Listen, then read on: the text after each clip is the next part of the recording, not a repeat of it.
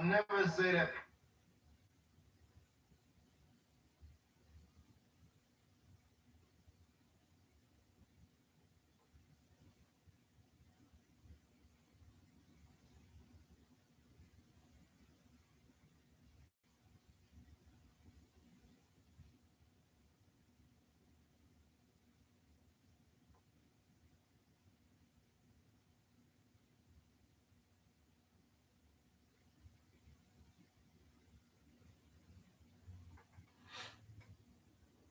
Hey, what's up, guys?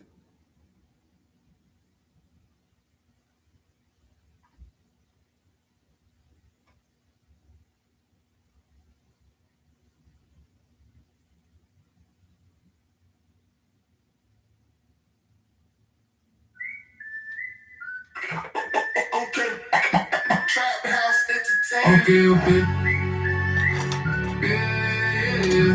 See if we get another good hour or so.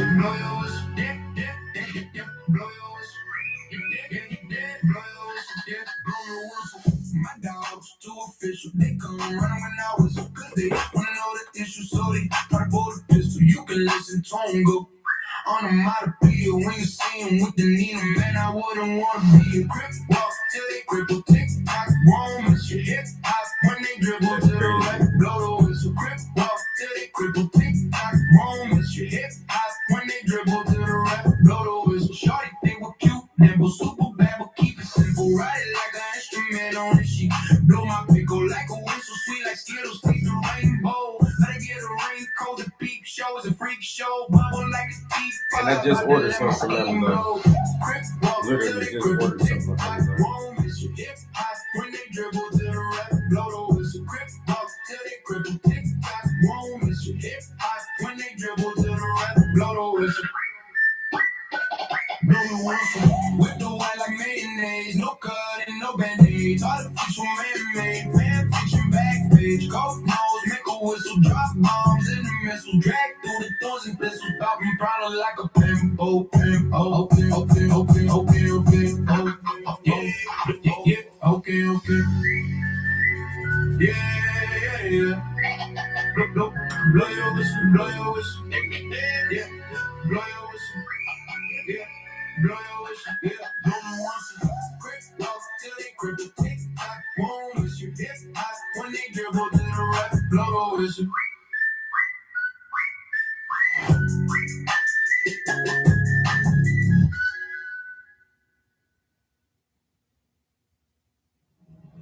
The early bird catches the worm. Trap house entertainment.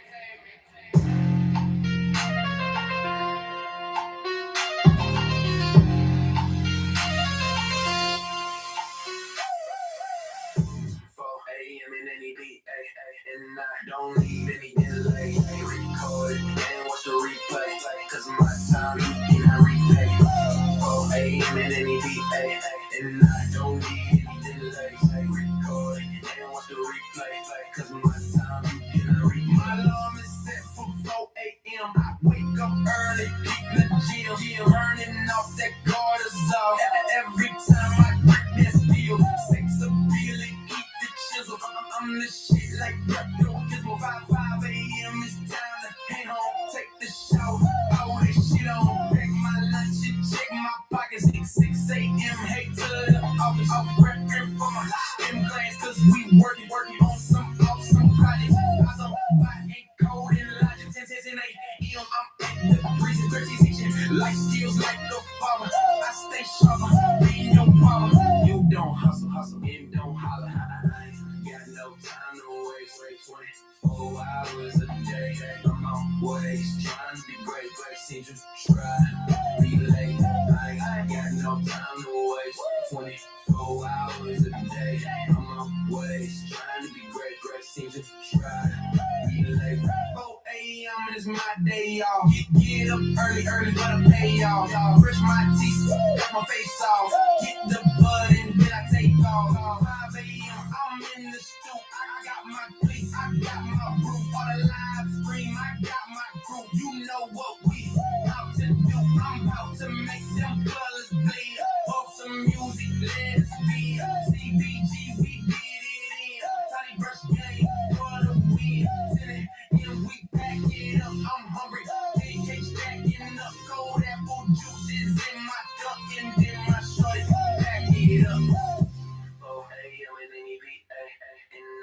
don't need any delay.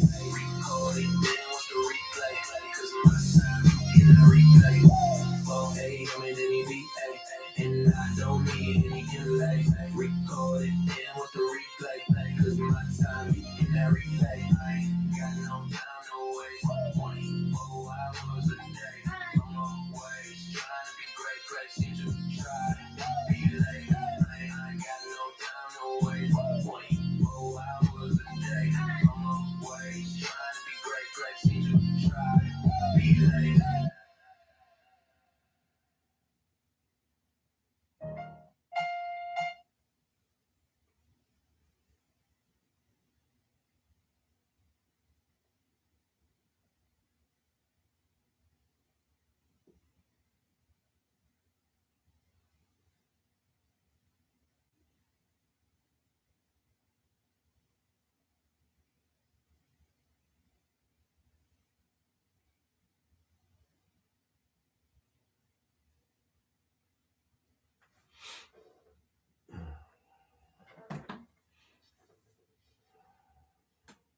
Still working on that song a little bit. Oop, is that too dark? No, that might work.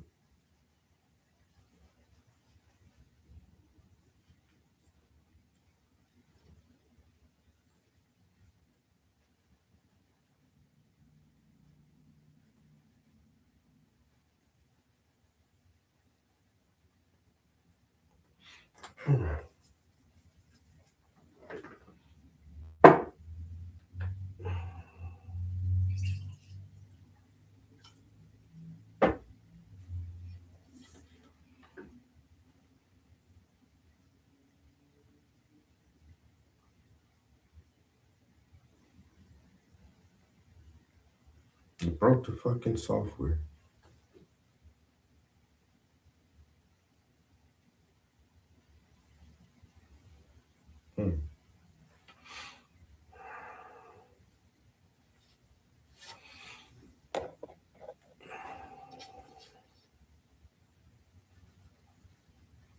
This wasn't an external data breach or some kind of attack. Just the AI just said, fuck it, man.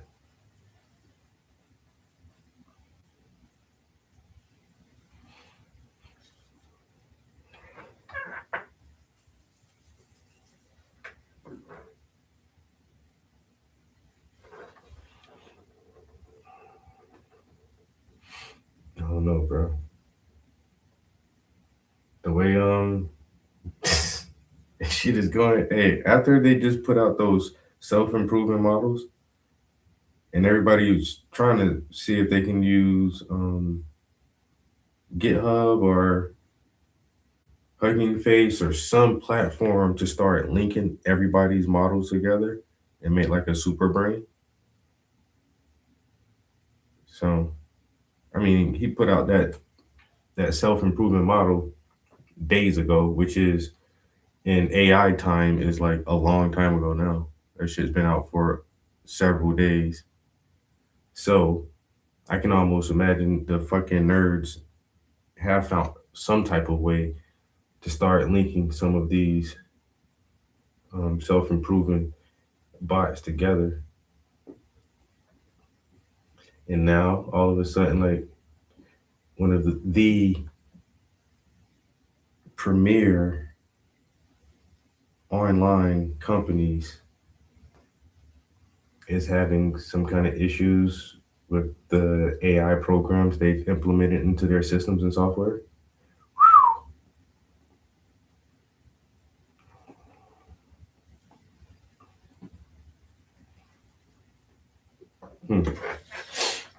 Go figure.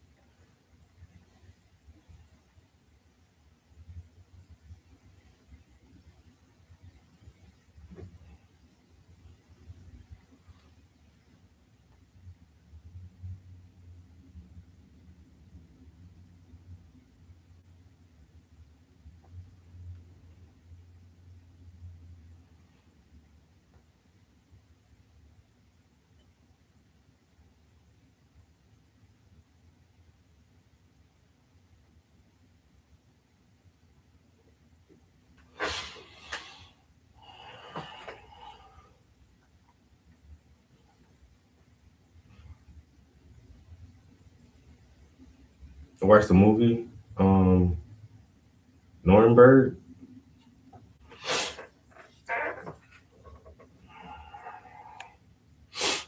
That shit was pretty good.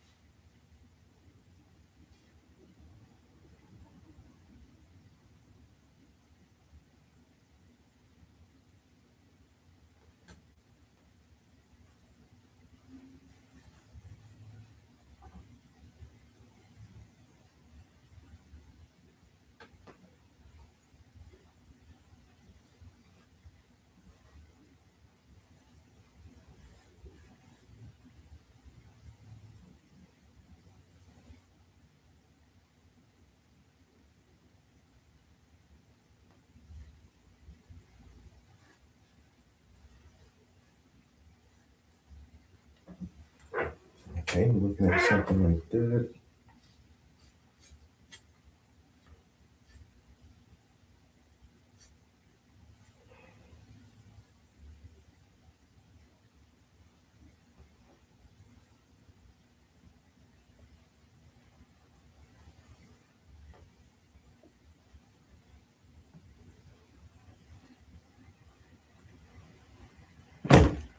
Mhm.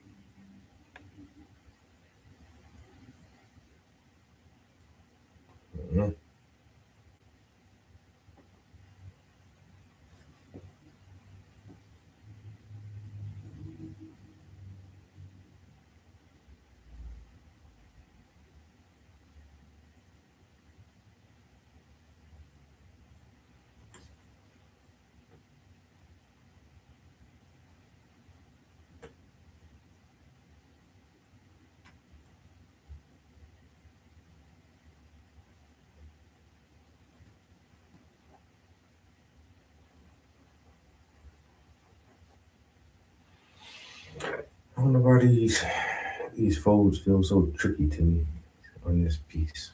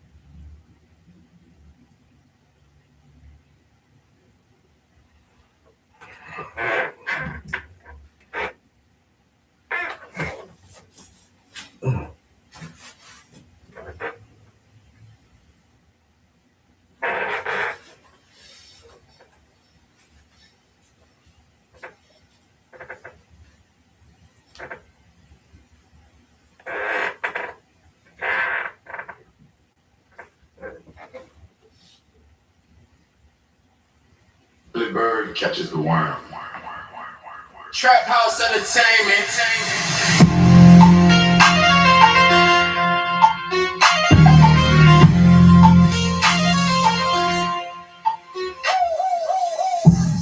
AM and any PA, and I don't need any delays. Record it and watch the replay, cause my time you cannot repay. 4 AM and any PA, and I don't need any delays. Record it and watch the replay, cause my time you cannot repay. My alarm is set for 4 AM. I wake up early, hit the gym, burning off that cortisol. Every time I grip that steel, sex appeal, keep the chisel. I'm the shit like that. Bismol by 5 AM. It's time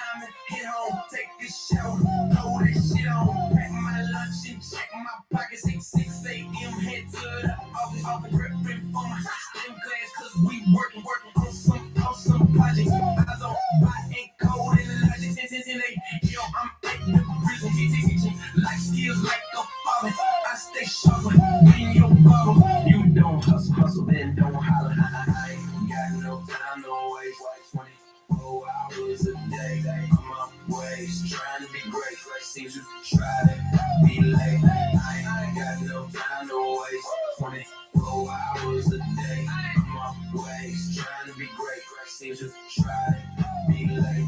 4 a.m. is my day off. Get up early for the payoff. Brush my teeth, wash my face off. Hit the button, then I take off. 5 a.m. I'm in the stoop. I got my pace, I got my brew. Start a line and stream. I got my crew. You know what we about to do. I'm about to make them colors bleed. Put some music, let's steal. TBG, we get it in. Tiny brush game for the win. Yeah, we packed it up. I'm hungry. AK stacking up cold apple juices in my cup and then my shorty pack it up. 4 a.m. in any beat, and I don't need any delays. Record it and watch the replay, cause my time you cannot replay. 4 a.m. in any beat, and I don't need any delays. Record it and watch the replay, cause my time you cannot replay. I ain't got no time to wait. 24 hours a day, I'm up ways, trying to be great. Season, try to be late. I ain't got no time to wait. 24 hours a day, I'm up ways, trying to be great. Season, try to be late.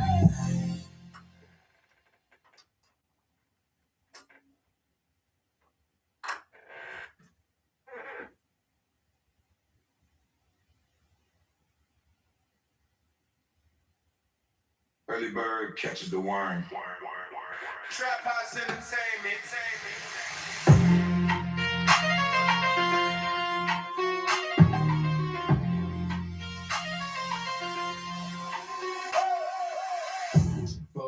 I'm in any PA, and I don't need any delays. Record it and watch the replay, cause my time you cannot replay.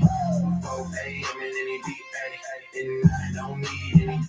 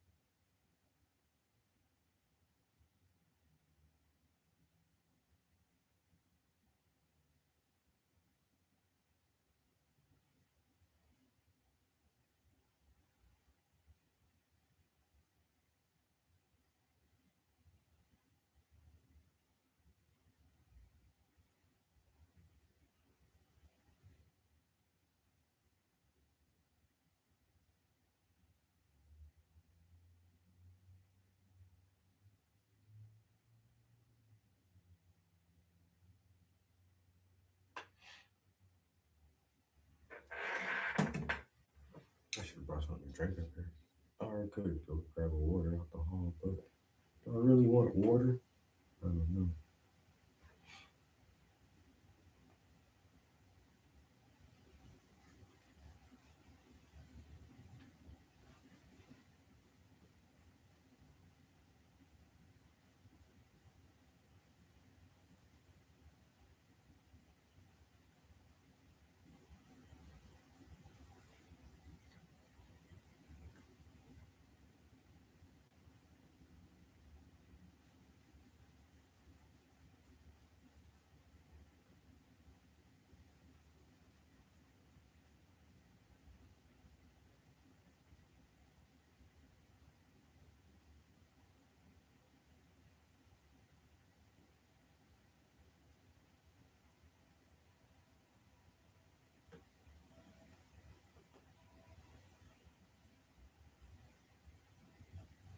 Hmm?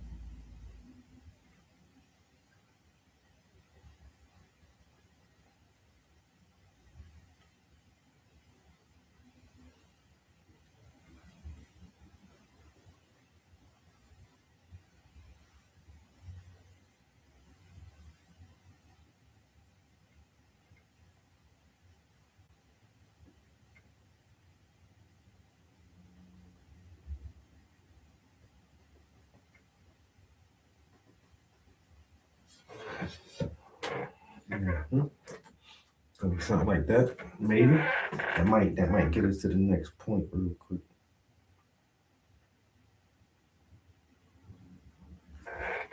Early bird catches the worm. You got this point. Charles Entertainment. 4 a.m. in any PA, and I don't need any delays. Record it and watch the replay, cause my time you cannot replay. 4 a.m. in any PA, and I don't need any delays. Record it and watch the replay, cause my time you cannot replay. My alarm is set for 4 a.m. I wake up early, hit the gym, burning off that cortisol. Every time I grip that steel, sex appeal and keep it chiseled. I'm the shit like Pepto-Bismol. 5 a.m. it's time to head home. Take a shower, throw that shit on. Pack my lunch and check my pockets. 6 a.m. head to the office. Prepping for my STEM class, cause we working on some awesome projects. Isobot and code and logic. 10 a.m. I'm at the prison, teaching life skills like a father. I stay sharper than your barber. You don't hustle, then don't holler. I ain't got no time to waste. 24 hours a day. I'm always tryna be great. Seems you tryna be late. I ain't got no time to waste. 24 hours a day. I'm always tryna be great.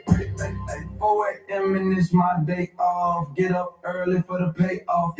Brush my teeth, wash my face off. Hit the bud and then I take off. Follow him, I'm in the stoop. I got my paint tank, I got my root. Start a live stream drink. I got my crew. You know what we about to do.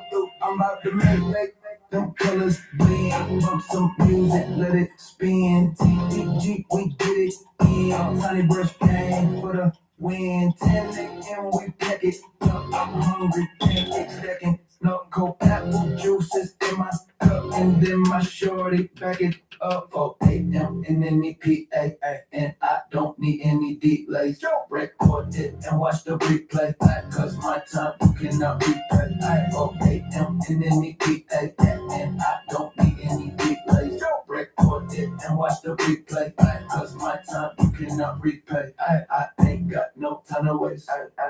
24 hours a day. I'm always tryna be great. Seems you tryna be late. I ain't got no time to waste. 24 hours a day. I'm always tryna be great.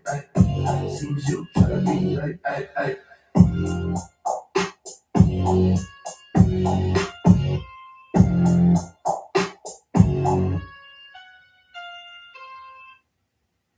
Early bird catches the worm. Trap House Entertainment.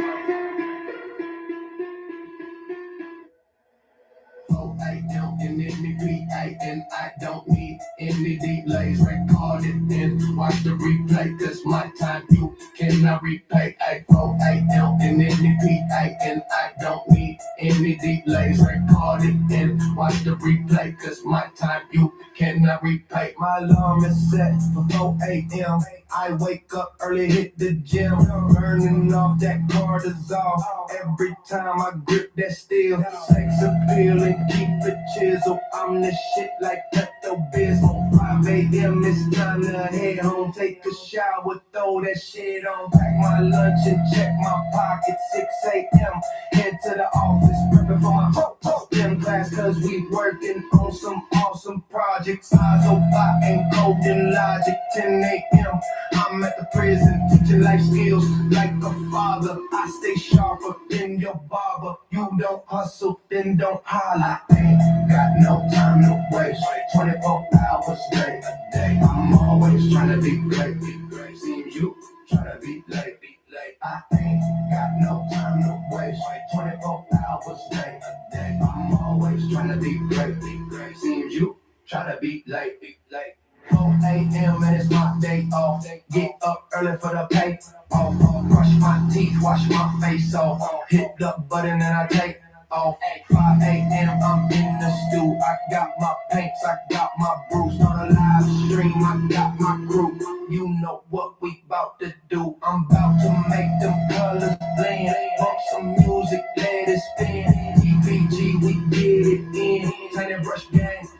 the wind. 10 a.m. we back, got no time to waste. 24 hours a day. I'm always trying to be great. Seems you try to be late.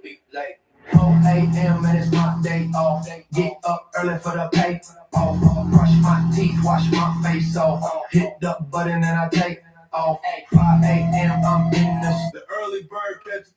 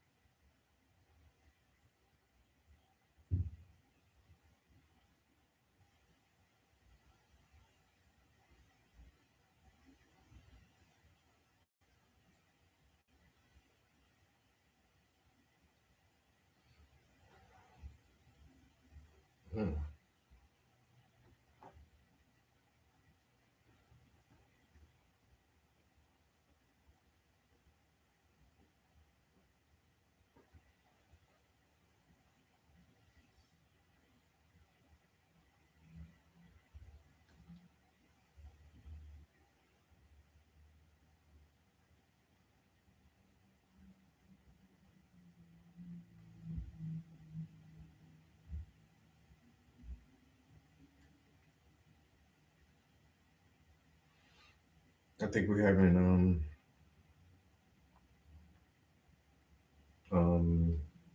chicken gizzards.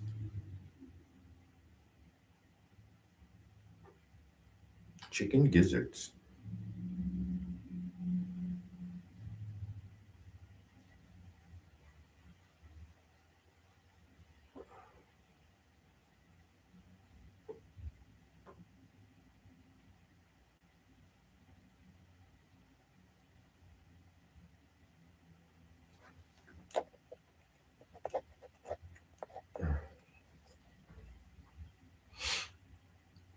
I'm trying to get most of the small brushwork done so I can pull out that bigger brush so we can cover this broader area.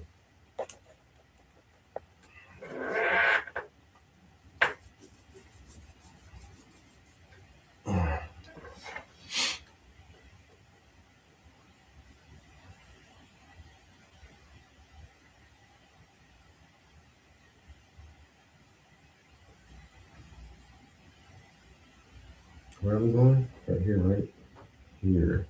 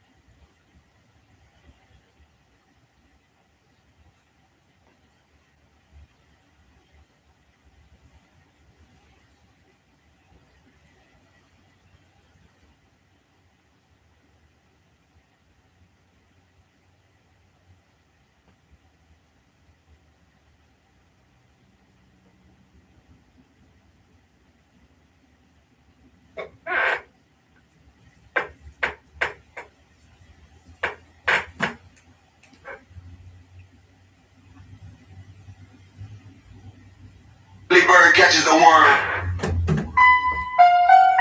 Trap house. Entertainment. More. A-O-A-M and it's the P-A-N. I don't need an H-D-D. Early bird catches the worm.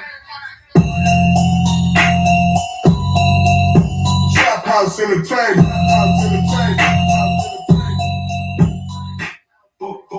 A-M and it's the P-A-N. I don't need any delays. Record it and watch the replay. Call my time, you cannot repay. A-M and it's the P-A-N. I don't need any delays. Record it and watch the replay. Call my time, you cannot repay. My alarm is set for 4 a.m. I wake up early, hit the gym, burning off that cortisol. Every time I grip that steel, sex appeal and keep it chisel. I'm the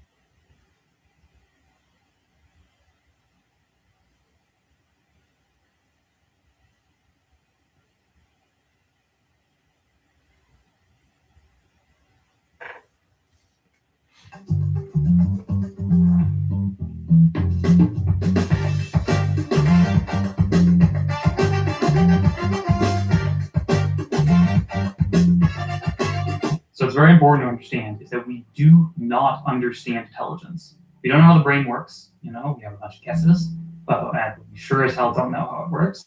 We sure as hell don't know how these neural networks work either. So we've built something, but we don't understand how it works. That's exactly correct. So it's kind of like magic. Yes, absolutely. It's kind of like looking into a petri dish. We do not know what our AIs can do until we make them, and even after we make them, we don't know what ChatGPT 6 can do until it's done. None of the engineers at AI know what it will be able to do until it's done. And this is very, very different from other forms of engineering. So even if the AI doesn't kill us all, it can still dethrone us as Exactly. as a species. What is our role? What is our purpose? Why do we exist? Exactly. I think this happens before extinction happens. The thing I expect to happen is that one day we wake up and we're just not in control anymore. And I don't think we'd all fall over dead or anything like that. I don't think extinction happens right away, but we won't be in charge. We won't be in control. Why does that sound like Art Raiders music? Good morning, I Connor. How are just you? want to play Art I'm doing Raiders. great today. Really good to meet you. So I'm very intrigued to talk to you because your background is actually working in the engine historically of building LLMs, and we've been talking about AI in the show quite a bit. But I'm conscious I know nothing about the engines, and I'm intrigued to know that as somebody who was working, helping build these things, one how they work, but what is it that you saw that made you realize this is no longer a tool anymore? So I love can that. you just give your background? I don't normally do this, but give your background to the audience so they know who they're talking or who I'm talking to. Yeah, so I've been involved in AI for pretty long, basically, since I have a developed frontal cortex, since I was 16, 17, 18 or something. I guess it wasn't fully developed at that point, but The way I got into this field is I was kind of thinking when I was like, 15, 16, kind of like, how can I do the most good in the world? How can I help the most people? How can I solve the most problems? And my thinking was, I could try to cure cancer, or I could work on climate change, or I could, try to, do many possible. Was that where you were you really thinking that at all these 16, things bro? have How can I save the intelligence. fucking If I just automate intelligence, then I can solve all of the problems and cure all the diseases and just fix everything. Great, so I'll go do that. How hard can it be? So I guess my first foray into AI was, like 16, I barely understood how anything worked. Trying to, as teenagers do, build, what is now would be called like AI or AGI. I didn't really know those terms at the time. Of course, none of this worked, didn't really understand anything. This was around like 2012, 2013.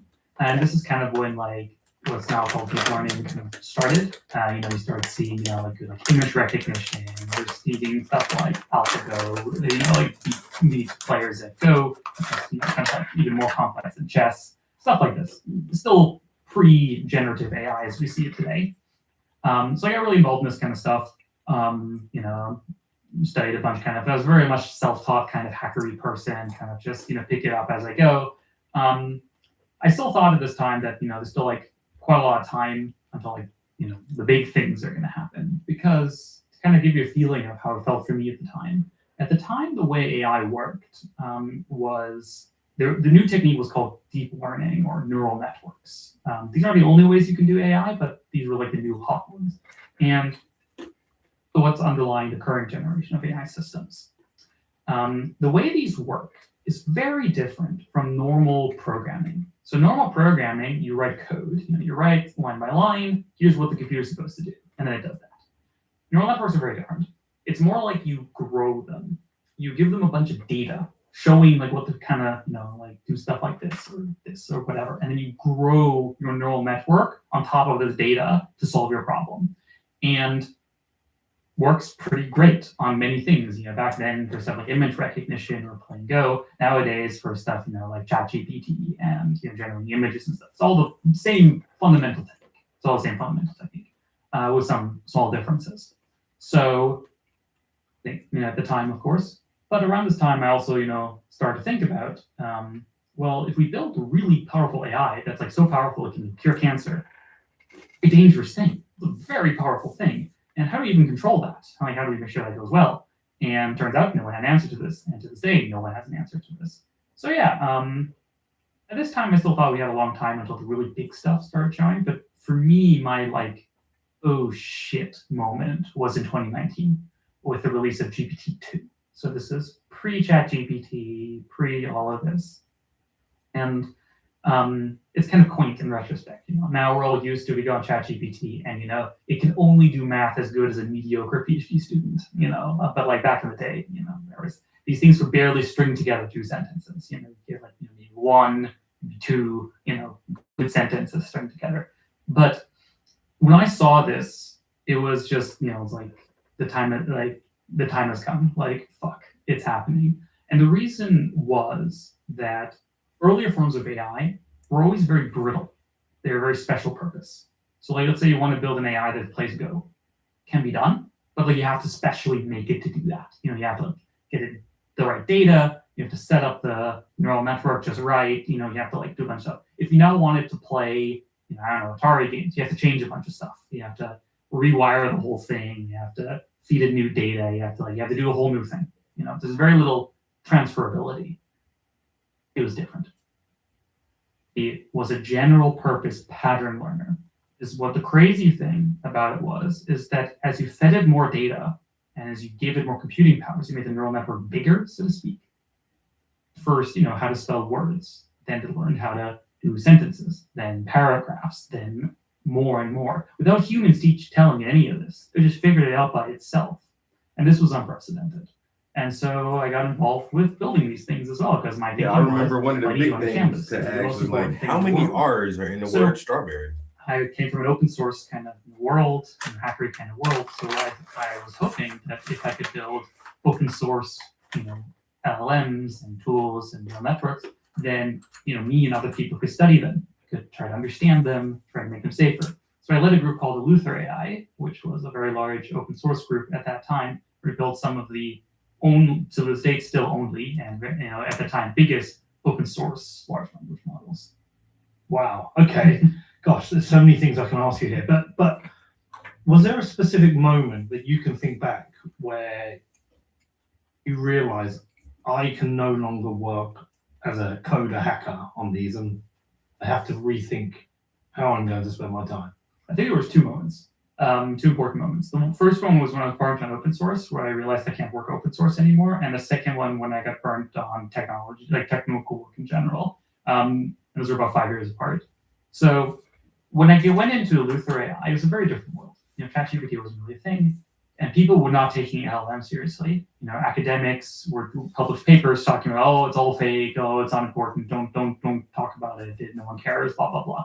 But to me, it was so obvious that this is going to be the biggest thing ever. These are general purpose pattern learners. This is the thing. This is the holy grail of AI that everyone was waiting for. And because when I was 16, when I tried to build AGI, general intelligence, the way 16-year-old tries to build something, you draw like a little graph on a piece of paper, and you're like, okay, well, I need something for memory, I need something for action, I need something. And there's always one big box missing, which is the general pattern learner. The thing where you just put data in and it learns the patterns. No one knew how to do that. There were techniques, but they were all terrible. It worked. And this worked. This evidently did work, and it scaled. What was the breakthrough? So the breakthrough is a mixture of what's called the transformer, which is a specific way to build a neural network. So neural networks, you can kind of wire them up in a bunch, like infinitely different ways. You can make more this shape or that shape. You can add different parts, kind of Lego pieces. Kind of like you think of it like Lego. Like different Lego pieces, and you can stack them in different orders. You can add new pieces and so on. And in 2017, a group at Google discovered a new way to kind of build a neural network called a transformer, and it changed everything. All the neural stuff you see today, whether it's AI, image generation, voice generation, ChatGPT, all of this is based on what's called the transformer. We can go into the technical details. Yeah, please. Yeah, I'm really interested. It's quite boring and unsatisfying, but I'm happy to talk a little bit about it. So, I'm happy to show you what a transformer looks like or whatever, but there's a very important thing to understand, is that we don't understand how neural networks work. This is very important. No one does. So we built something, but we don't understand how it works. That's exactly correct. So it's kind of like magic. Yes, absolutely. It's kind of like looking into a petri dish. You see a petri dish and it's a bunch of goop going around and doing a bunch of stuff. And we know some things about the goop. We know some things about cells. We know some things about DNA and stuff. Fundamentally, we don't really know how it works. Not really. And we can't do arbitrary things, right? Otherwise, we would have already cured all diseases. And it's very similar with neural networks. So when you think of a neural network, the way you should think of is billions, even trillions of numbers. So a bunch of numbers, 1.235, whatever, 60 digits. And then, 0.892, but, and you have a trillion of these. And if you multiply and add them all in the right order, your computer can talk. Numbers mean? The transformer, you can look at it as a piece of paper. You have some parts where it's doing some processing, some other parts, it's called attention. So it's paying attention to different parts. Don't know what any of this means. We don't know. We don't know what's going on. We have some guesses at some of it, but recently the CEO of Anthropic, Dara Amidei, said on a podcast that he thinks we know maybe 3% of what happens inside a neural network. And I personally think that's an overestimate. Does this make sense to you? Yes. So this is what a transformer looks like. And the left-hand sign, funnily enough, is generally something we don't use anymore, so we can kind of ignore that. Okay. That is kind of like an old way to do a transformer. It's called an encoder transformer. Nowadays, we do the right-handed side. So the way this works is you put in words through the embedding layer. So it turns words into numbers. Again, just turns them into numbers. These then get put through what's called multi-head attention, or just attention. And this is a mathematical operation. The details don't really matter. But basically, the neural network decides what part of the data to look at. How much does it care about this part versus that part, and so on. And then it does what's called the feed-forward layer, which is basically it multiplies a bunch of stuff, adds a bunch of stuff. And then there's some other stuff in there called normalization or whatever, which is just implementation details to make it work. And then finally, you output a bunch of numbers, and you convert those numbers back into. Choose from thousands of realistic voices to use in your content. Change the way you record podcasts, voiceovers, and branded content with the #1 AI-powered voice generating technology. Ports. That's it. So, like, I try and think back to a large step to when we had search engines. We used a search engine called Alta Vista. That was I don't know if you old enough to remember that. So this was post Yahoo, pre Google, and it was a great search engine, really good search engine. And then one day somebody would say to you, "Oh, you need to use Google." And the first time you used Google, you never went back to Alta Vista because it was just so accurate. They had their page rank system that worked, and that was brilliant. And then there has become a time where I've moved to ChatGPT, say, over Google. But I remember my initial queries were simple things like, I don't know, what is the capital of, I don't know, Argentina? I mean, I know it's Buenos Aires, but it would come back with the answer. And then I'd get to more complex prompts. But now I'm in a world where I prepare for an interview with Connor. Do you pronounce it Leahy? Leahy. And I said, I've interviewed two of Connor's colleagues. We've covered how AI wants to kill us all. Here's Connor's background. Here's his experience. I want to get a bit more into the engine of how this works. And I use Google Gemini. And it comes back with some ideas. And then I filter those ideas and say, look, these are all great, but I don't want to cover this. I do want to cover that. It's going to be a 90-minute interview. And then it comes back with another one, right? And then what happens is I just copy and paste all of that, the whole conversation, and I'll go to either Perplexity or ChatGPT. Depends on the interview or who the guest is. I paste it all in and say, by the way, these are the things I really care about. Take this and turn this into my final set of questions. I'm blown away by what it can do because it adds in a little bit more than that. It adds in what it already knows about me. So it's not just the prompt itself, what it knows about me, what it knows about the podcast and the background. I don't know how this machine, this computer, has taken all of that information and accurately coming back with so much information, doing it in seconds. I don't know how it's managing to be so good so quickly. I can try and get my head around a small prompt. Show me a picture of a dog, and in my head, I think there's just like a database. It goes, finds a picture of a dog. This is a dog. But the way it can do all of this, I'm lost. You and the rest of the scientific establishment, because this is an unsolved problem. So it's very important to understand is that we do not understand intelligence. We don't know how the brain works. We have a bunch of guesses, and we sure as hell don't know how it works. We sure as hell don't know how these neural networks work either. I can write down all the math for you. I can show you all the numbers. Same way if I open up your brain, you can look at all the neurons. They're right there. Look at them if you want to. That doesn't tell you what you think or what you know or what you believe, because we don't know how neurons are necessarily connected to what we think or believe. You have some guesses. And similar with neural networks, we can do a couple funny things, like, we can make the neural network. There was recently, for a while ago, actually now, a funny experiment where one of the labs made their AI obsessed with the Golden Gate Bridge, which was very funny. Or just always talk about the Golden Gate Bridge no matter what you asked it. It would always veer back talking about the Golden Gate Bridge because it loves it so much. And the way this worked is basically they found certain parameters in the neural network that were associated with the bridge. And they just turned those all the way up, basically, just like turned up the numbers. And this made the AI constantly talk about the Golden Gate Bridge. Interesting, doesn't mean we understand it, So in building these systems, they ought to build this kind of like general intelligence layer based on just math. Yeah. But outside of that, they have parameters to control the math. Not exactly. So, kind of. The parameters, when we talk about parameters, also have weights, is in the lingo kind of, is what we mean by those millions of numbers I talked about. So if you remember the transformer we had pulled up earlier, there were the different layers. There's the attention layer and there's the feed-forward layer. You can kind of think like these as a bunch of little neurons and have like little connections to each other. And kind of like each of these little neurons has numbers in them of like how strongly they're connected to the other neuron. That's why they're called neural networks, because it's kind of, if you squint, looks similar to the brain. important disclosure for the neuroscientists out there, it's not exactly how the brain works. The brain is a bit more complex than this, but it's simplified. You can kind of think of, especially what they call the feed-forward layer, you can kind of think about like a bunch of little neurons, little tentacles kind of connecting to each other. And these numbers that determine how strongly connected these various neurons are called the weights or the parameters. And you can and twiddling these is kind of like what determines what the neural network is.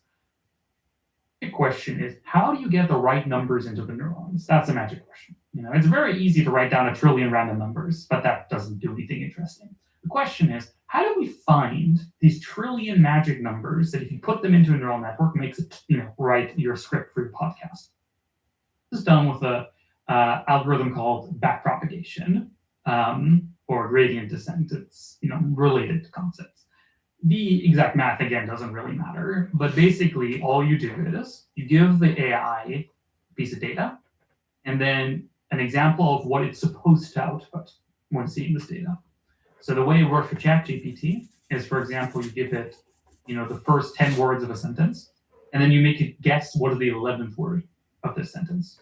And then you let it guess what is the 12th word, etc. And then you do a bunch of magic math called backpropagation, where depending on how wrong the neural network got it, you twiddle all the numbers, like literally trillion of numbers, you just twiddle all of them teeny little bit. And you do this over and over and over again for billions or trillions of times. You get, Gemini, ChatGPT, etc. Brought to you by my lead sponsor, Iron, the AI cloud for the next big thing. Iron builds and operates next generation data centers and delivers cutting edge GPU infrastructure, all powered by renewable energy. Now, if you need access to scalable GPU clusters or are simply curious about who is powering the future of AI, check out iron.com to learn more, which is IREN.com. So all the math that exists there is all the kind of interpretation. But is there a memory in there, or a database of data that it has to refer to? Not necessarily. Okay. So the data is encoded in these numbers is a way to think about it. Where in your head is the concept of an elephant saved? Obviously, you can think of elephants, but where is it?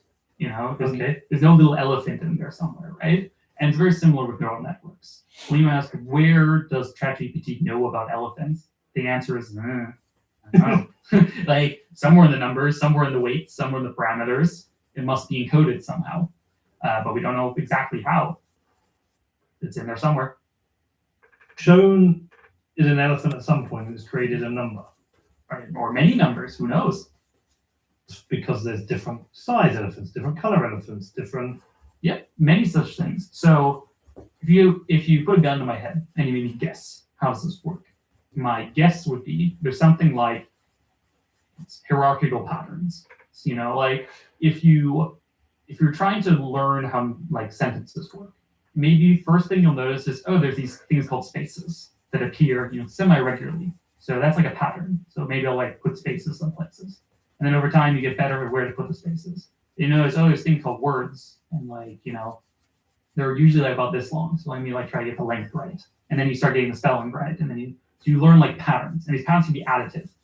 It's not that you only have one pattern, you can have many patterns and they can add to each other. And the patterns can become more complex. And they can start very simple, put a space every 4 tokens or every 4 letters. That's a pretty bad pattern. But maybe you improve it a little bit. Sometimes you put it every 4, sometimes you put it every 5, a bit more. And eventually you find out, okay, you put a space, whatever the frequency is that you do in English. And then you find out that's not good enough. You have to put a space after a word. But for that, you need to know what a word is. So now you need patterns about words. So you need to develop those patterns, and then the patterns can work together. So what I expect is happening is that these numbers, these multiplications and additions and so on, encode in billions, trillions of such patterns that all get added on top of each other. That, then some of these patterns, for example, relate to elephants. That if you've seen the word elephant in this sentence, make it more likely to talk about, elephant trunks, but make it less likely to talk about hippos. I don't know, stuff like this. And just if you add enough of these, talk. But is it essentially a huge database of numbers? That's expanding. It's a fixed number of numbers usually. Usually it's a fixed number. Whittle them. So usually it's like, sometimes you might hear like it's a 300B model or a 1 trillion parameter model. You may have heard this sometimes. Yes. And so this refers to the number of weights, the number of parameters, like 300 billion or 1 trillion. It's usually like 100 billion to a trillion. It's like a typical number. And usually you don't increase this. You don't add more. This is usually as many as you get. But the numbers can encode more patterns over time. First they don't encode anything. They're just random nonsense. And over time, they learn more things. Technically, you could make it bigger if you wanted to. And often, very important, nowadays, these AI systems are usually not in a vacuum. Usually, you give them like documents they can refer to or, websites they can call and stuff like this. But this is outside of the neural network. You got to give it tools to use. So it could still have use Perplexity or, ChatGPT Pro. It will do citations. So for this, it will call other things that will have, tools, same way you or me might open a URL and then, copy paste it into our document. So the modern AIs can do this. It's not within the AI itself. If that makes any sense. Yeah. So when a say ChatGPT moves from say ChatGPT 4 to 5, what is happening there? What is the big change? Great question. So it depends, of course, on the detail. These companies are extremely tight-lipped about the details as much as they can, but we have pretty good guesses about how this works. Generally, these big neural networks are called models. Doesn't really matter why they're called that, but we call them models. And these big 300 billion or 1 trillion or whatever numbers, this one collection is what we'll call a model. So ChatGPT 4, for example, is a model, or probably as many models. They tweak and change it and whatever. So the difference between say ChatGPT 4 and ChatGPT 5 is mostly they're different models. How different? Hard to say. Usually they will be bigger. This is the important thing. So the important thing that was discovered, I said earlier, there are two big things that change everything. One was a transformer, and the second is what's called scaling.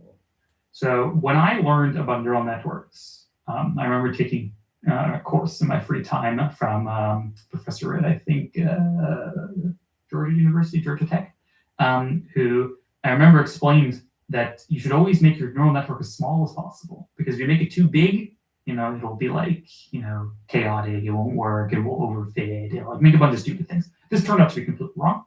If you just make your neural networks bigger, you just give them more space, and you give them more computing power, so you have bigger computers do more of the so-called training, all things equal, they get smarter. Or things that get more accurate. So a big difference between a ChatGPT 4 and ChatGPT 5 is the amount of training. How big are the computers that are crunching numbers? How much data did they put in? That's why everyone is racing to get NVIDIA GPUs, because NVIDIA GPUs are the special hardware you need to do this.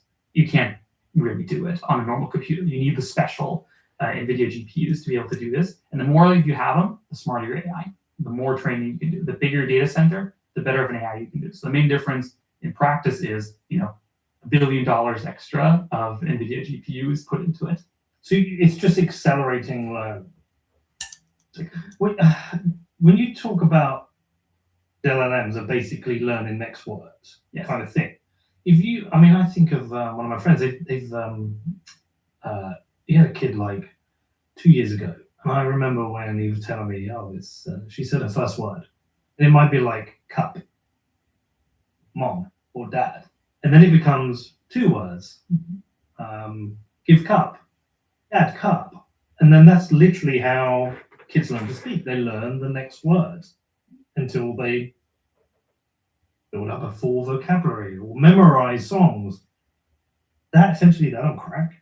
That's definitely a way to see it. There are some differences. So a lot of what we're talking about is a bit simplification, is that modern AIs are even more complex, where they have a second component. So what we've talked about so far in the science is called unsupervised learning, by which we mean, no human has to check. You just give it a bunch of data, you kick back, see what happens until, the servers start exploding because they're very hard to make run in practice. So this is called unsupervised learning. And this is kind of was the big breakthrough with GPT, is scaling this. So as you uncrack, you can have, literally 1 trillion, things learning, and you just let it run. But there's a second type of learning which is very important, and this is called reinforcement learning. So this kind of comes from kind of like psychology. I know, kind of like, with like your dog, you tell him to do something and you give him a treat, or you likely scold him if he's doing a bad job or whatever, right? So it's like reward and punishment. This is called reinforcement learning. And you can do the same thing with neural networks. So this is very important in biological learning. So for example, when the baby learns that it says cup, it gives cup, that it gets cup, it'll feel happy about that. Like, oh, I got the cup. It won't get the thing else. It'll get a reinforcement, +1, should do that again. And we can now also do this with AIs. And we do also do this with AI, where we can kind of like Chop it right push there. the AIs towards, this was a thumbs up, this was a Pretty good good response, or thumbs down, this was a bad response. And this can like tweak the AI in certain directions. There's obvious problems with this, as I'm sure you can already intuit. And we'll get bias and sycophancy, lying to people. It's much easier to get people to thumb up if you just lie to them. Yeah. So there's a bunch of stuff like this. But this intelligence. So are we building intelligence, or are we growing intelligence? I would say growing. People might disagree with me. I think it's a matter of terminology. What do you mean by intelligence? I'm actually taking this one. Growing. I think growing intelligence is closer to true than it is to false. There's some details that we can do about, but it's not like normal engineering. Like if you build a bridge, you know what you're doing. You know when will the bridge fall down or not. How much material do you need? How what you understand what you're doing. This is not the case. We do not know what our AIs can do until we make them, and even after we make them, we don't know what ChatGPT 6 can do.